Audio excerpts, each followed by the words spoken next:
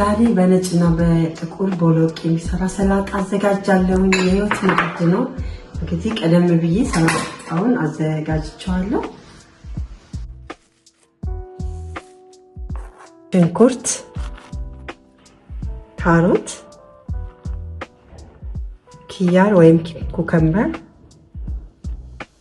ጥቁር ቦሎቄ፣ ነጭ ቦሎቄ፣ ቲማቲም። አሁን ደግሞ መቀላቀያውን ሰራለሁኝ። አቮካዶ፣ ነጭ ሽንኩርት፣ ኪያር ወይም ኩከምበር ማለት ነው፣ ቀይ ሽንኩርት፣ ቁንዶ በርበሬ፣ ጨው፣ የሎሚ ጭማቂ፣ ቤዝል ቅጠል፣ ትንሽ ዘይት።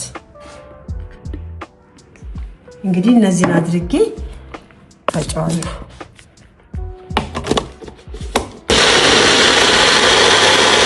እንግዲህ ያዘጋጀሁት ይሄን ይመስላል። አሁን እዚህ ላይ እንደዚህ አቀላቅለዋለሁ። እንግዲህ እንደኔ ሳላድ ለምትወዱ ይሄኛው ከቦሎቄ የሚዘጋጀው አንደኛው አማራጭ ይሆናል ማለት ነው። ያው እንደሚታወቀው ቦሎቄ በውስጡ ብዙ ንጥረ ነገሮችን ይዟል። ስለዚህ ሳላድ ለምንመገብ ሰዎች ቆንጆ አማራጭ ነው።